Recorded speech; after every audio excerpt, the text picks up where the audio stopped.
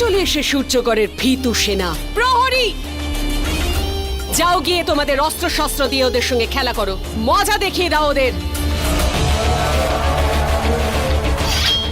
আক্রমণ!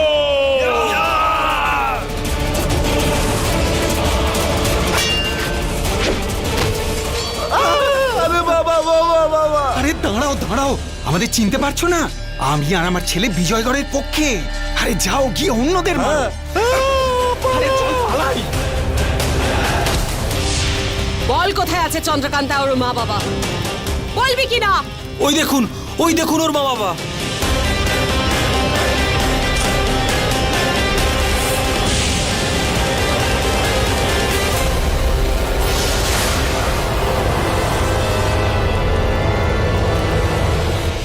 তোমরা তোমাদের মেয়েকে জন্ম দিয়ে খুব বড় দোষ করেছো, আর ইরাবতী তার দোষীদের কখনো ছেড়ে দেয় না। নিজেদের চোখে তোমরা মৃত্যু দেখবে।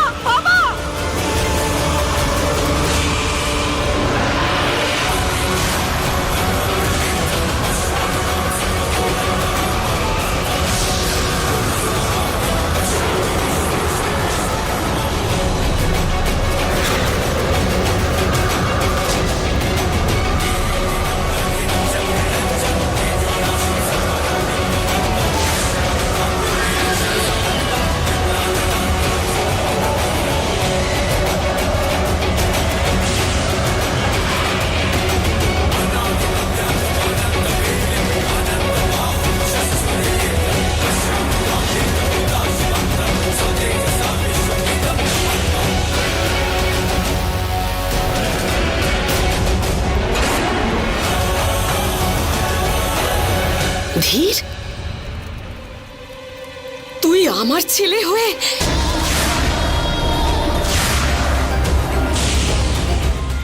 ধীর? হ্যাঁ মা। এটা মায়ের আদেশ, ফিরে এসো। মা তুমি ফিরে যাও। কি বললে তুমি? তোমার এত সাহস যে তুমি আমাকেই বলছো ফিরে যাওয়ার জন্য? তোমার জায়গা ওখানে নয়, এখানে। ফিরে এসো ধীর।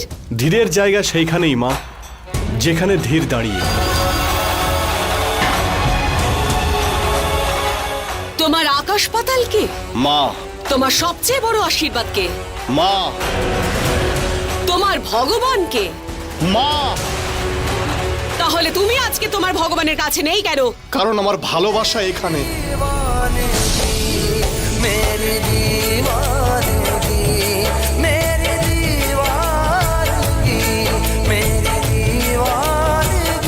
এ তো বিশ্বাসঘাতকতা। এটা ভালোবাসা মা। আমি তোমাকে রক্ত দিয়ে নয়, আমার অহংকার দিয়ে বড় করেছি। আর আজ এই অহংকারে ভালোবাসা রয়েছে।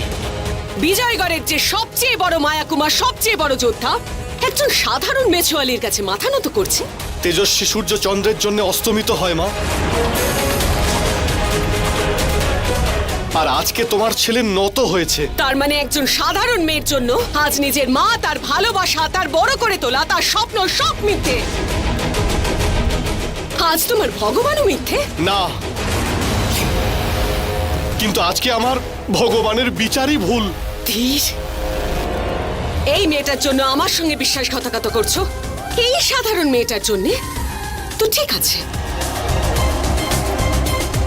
তাহলে আজ এই মেয়েটা মরবে।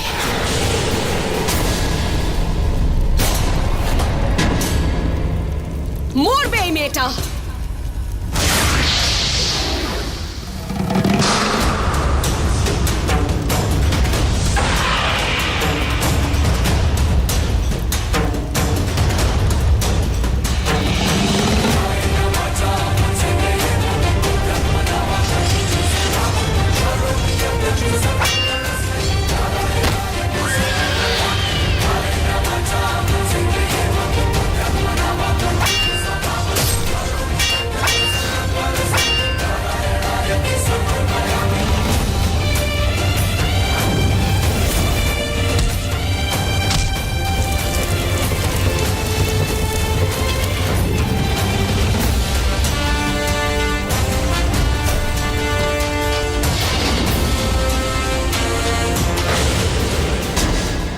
ধীর, কেন করছো তুমি এসব? ভালোবাসার জন্য। ওর সমস্ত যন্ত্রণা আমার, আর আমার সমস্ত আনন্দ ওর জন্য। এমনই ভালোবাসা।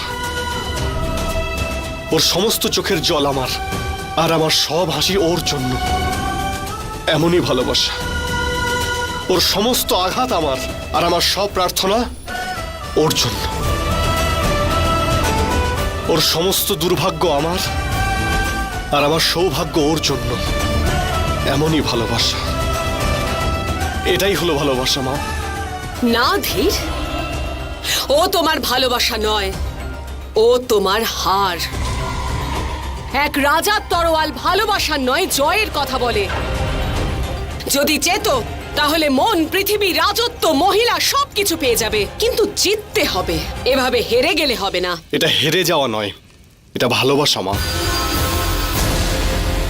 আর আমি আমার সিদ্ধান্ত নিয়ে ফেলেছি, এবার ওকে সিদ্ধান্ত নিতে হবে, ব্যাস। ঠিক আছে ধীর, ঠিক আছে। আজ আমি যুদ্ধ ঘোষণা করছি। যদি তোমরা বেঁচে থাকতে চাও তাহলে এই মেয়েটাকে মেরে ফেলো।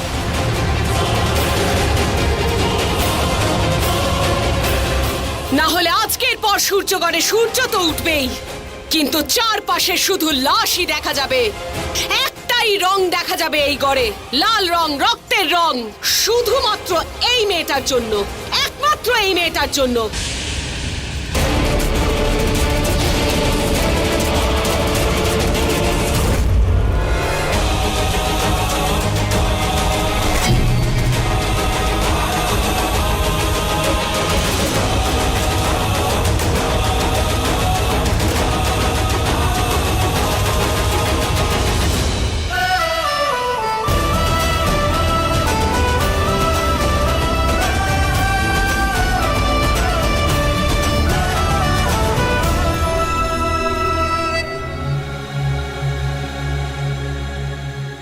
আমরা এখান থেকে সোজা বাড়ি চলে যাব চন্দ্রা, বাইরে আর বেরোবই না।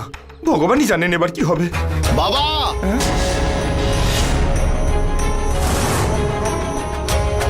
একটু দাঁড়াও বাবা, কিচ্ছু হবে না। কি বললে তুমি বাবাকে? বাবা, আপনি ক্ষমা করবেন। দেখুন, আপনারা বাড়িতে থাকুন, আমাকে বিশ্বাস করুন, আপনাদের কিচ্ছু হবে না। আমি আপনাদের কিচ্ছু হতে দেব না, ঠিক আছে? আমি এক্ষুনি আসছি। কোথায় যাচ্ছ? মেঘের সঙ্গে দেখা করতে। একটু কাজ আছে, কিছু ব্যবস্থা করতে হবে। আমি আসছি। চল চন্দ্রা, তুই শুনিসনি ওর মা কি বলেছিল? চল মা, বাড়িতে চল, চল চল চল। মহারাজ, রানী ইরাবতী এবার পুরো শক্তি দিয়ে সূর্যগড়ে আক্রমণ করবে। আমি জানি সেটা। যাও আর সূর্যগড়ের সমস্ত মায়াকুমারদের মহলে ডেকে পাঠাও। রানী ইরাবতী কিন্তু বড় মায়াবিনী। আমাদের মায়াকুমাররা আসার আগে ও যদি এখানে এসে পড়ে তাহলে আমাদের মায়াকুমাররা কিচ্ছু করতে পারবে না। তবে একটা উপায় আছে। কি? চন্দ্রকান্তাকে রানী ইরাবতীর হাতে তুলে দিন, তাহলে যুদ্ধই হবে না। না, সেটা আমাদের কাপুরুষতা হবে। মহারাজ, যদি একটা মেয়ের বিনিময়ে সূর্যগড়কে রক্ষা করা যায় তাহলে যুদ্ধ করে লাভটা কি? আপনি চন্দ্রকান্তাকে রানী ইরাবতীর হাতে তুলে দিন, আর ওর বাবা মায়ের দায়িত্ব নিয়ে নিন। চল চল।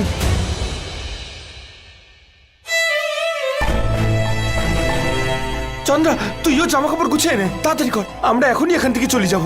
এই নে। বাবা, এই বাড়ি, এই জমি, এগুলোই সবকিছু।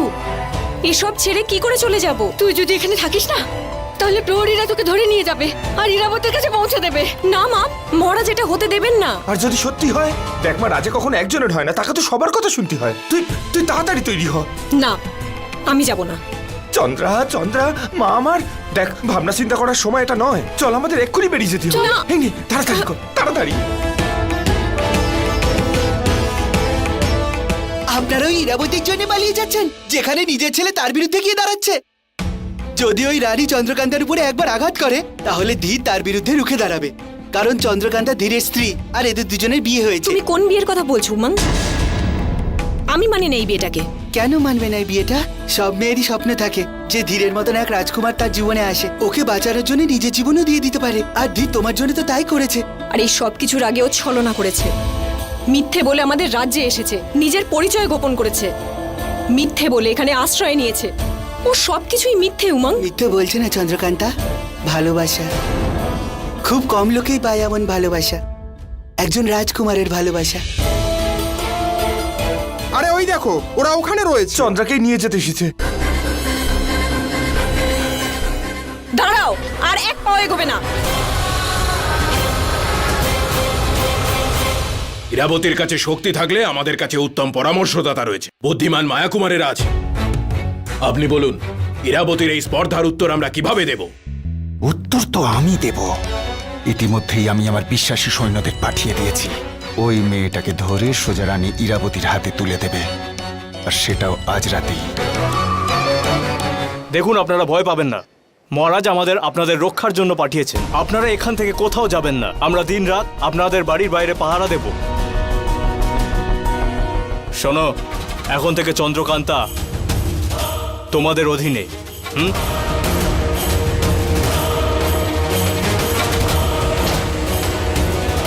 যখনই ওই মেয়েটার মা বাবা ঘুমিয়ে পড়বে, ওই মেয়েটাকে তুলে রানী ইরাবতীর কাছে পৌঁছে দেবে।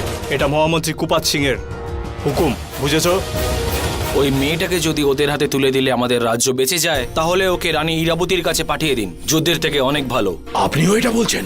মহারাজ, আমি এক্ষুনি গিয়ে ওই মেয়েটাকে রানী ইরাবতীর হাতে তুলে দিচ্ছি। দাঁড়ান।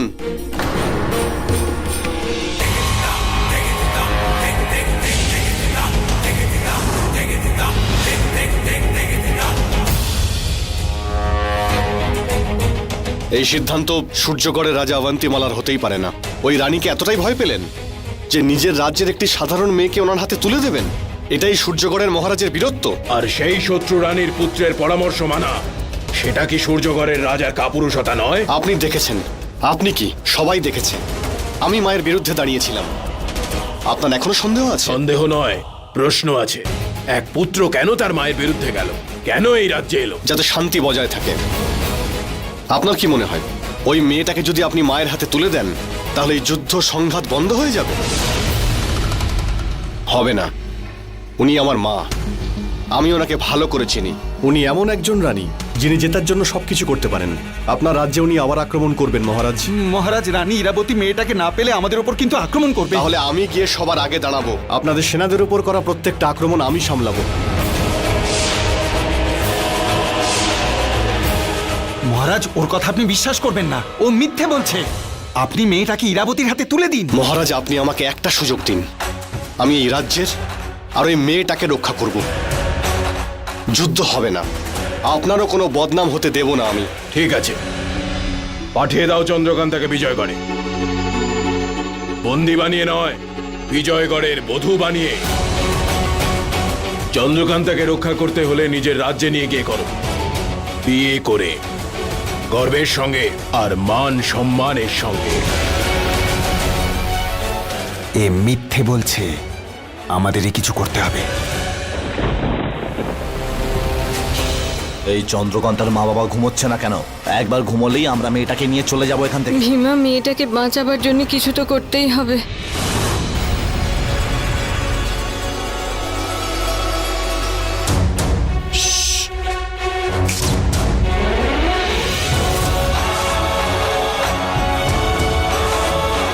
কেন এসেছো এখানে? তোমাদের এখান থেকে নিয়ে যেতে। মহারাজ অবন্তিমালার মন্ত্রী চায় যে তোমাকে বিজয়গড়ের হাতে তুলে দিতে, যাতে এই যুদ্ধ না হয়। আর তুমি তো জানোই, যদি এই যুদ্ধ হয় তাহলে সূর্যগড় বরবাদ হয়ে যাবে। মহারাজ অবন্তিমালা চায় যে আমি তোমাকে আমার স্ত্রী হিসেবে বিজয়গড়ে নিয়ে যাই।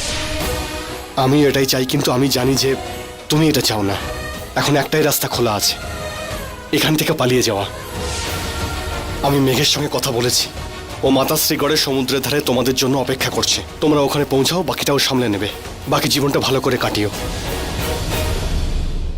এর দুর্ভাগ্য আমি নিয়ে নিলাম, আমার সৌভাগ্য ওকে দিলাম। এটাই বলেছিলে না তুমি? একেই ভালোবাসা বলছো? নিজের ভালোবাসাকে উপড়ে ফেলে দিতে চাইছো? আমি তো চাই তুমি আমার সঙ্গে চলো। তোমার সাথে কখনো না। মিথ্যেবাদীর সাথে কিছুতেই থাকবো না, যে প্রথম থেকেই মিথ্যে বলে আসছে। কে বলতে পারে যে তুমি আবার ঠকাবে না? কি করে জানবো যে কাল যা বলেছিলে তা সত্যি, নাকি আজ যা বলছো তা সত্যি, অথবা আগামীকাল যা বলবে তা সত্যি হবে? তাহলে এখান থেকে তো পালাতে হবে। একবার যদি আমার মা জানতে পারে যে তুমি এখানে আছো, তাহলে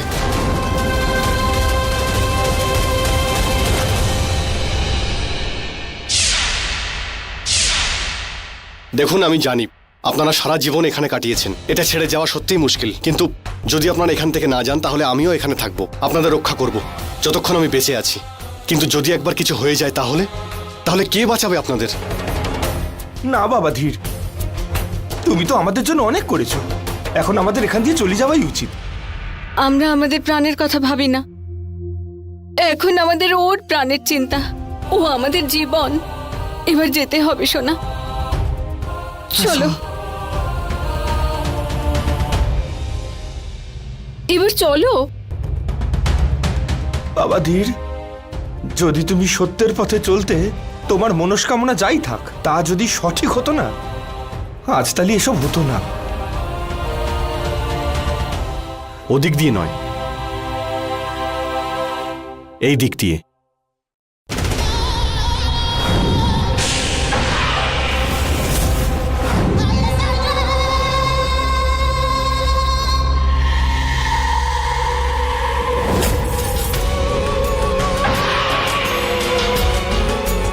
এটা কি?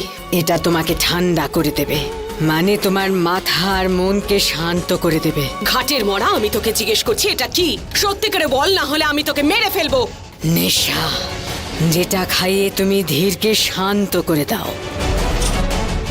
আজকে তুমিও খেয়ে নাও, তাহলে তোমার মাথা ঠান্ডা হয়ে যাবে। তোর এত বড় সাহস!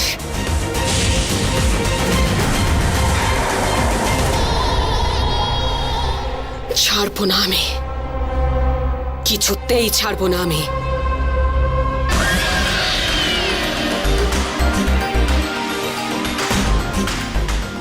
মাংস খেতে চাও?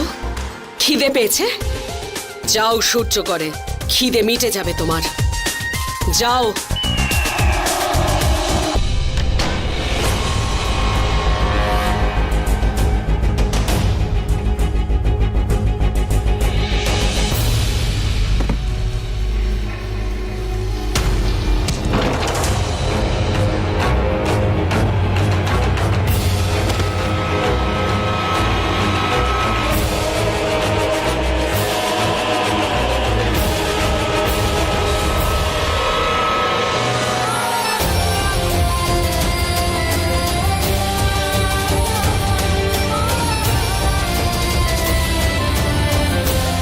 আসুন।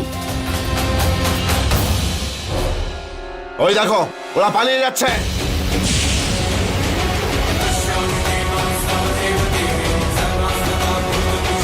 আমার জাদুর ক্ষমতা শেষ হয়ে যাওয়ার আগেই আপনারা নৌকোতে উঠে মাতাশ্রী গড়ের দিকে চলে যান। চলুন তাড়াতাড়ি।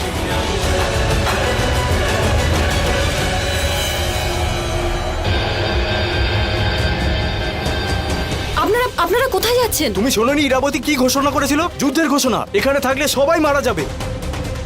চলো চলো তাড়াতাড়ি চলো।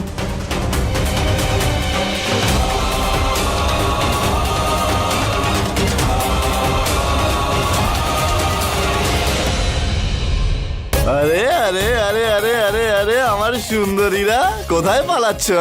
আরে ভয় পেও না, আমি আছি তো। নিজের মা বাবা ভাই বোন সবাইকে পালাতে দাও, তোমাদের সবার প্রাণ এই ক্রুর সিং রক্ষা করবে।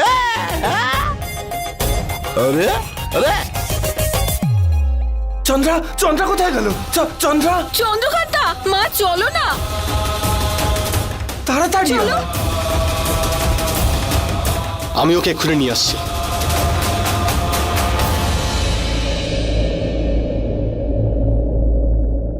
আমি জানি এই বিয়ে তোমার পছন্দ হয়নি, কিন্তু আমি চেয়েছিলাম তোমাকে আমার রাজকুমারী করে নিয়ে যাব, কিন্তু সময় আমার সাথে নেই।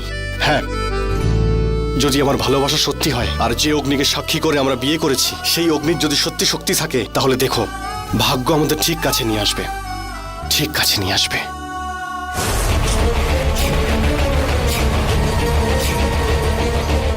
প্রহরী, যুদ্ধ যুদ্ধ ঘোষণা করছি, আক্রমণ করো সূর্যগড়ের ওপর। চারপাশ থেকে ঘিরে ফেলো সূর্যগড়কে। মেরে আসবে, না হলে মরে আসবে, কিন্তু খালি হাতে ফিরবে না। জয় হোক। যাও অগ্নিমানব, যাও, আগুন হয়ে ছারখার করে দাও ওদের। তাড়াতাড়ি হয়। যাও।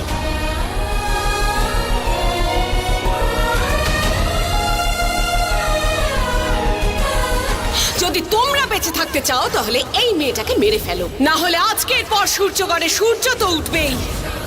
চলো। তাড়াতাড়ি চল। আমি যেতে পারবো না মা। কি? কেন? সূর্যগড়ের ওপর যে বিপদ এসছে তা আমার জন্য।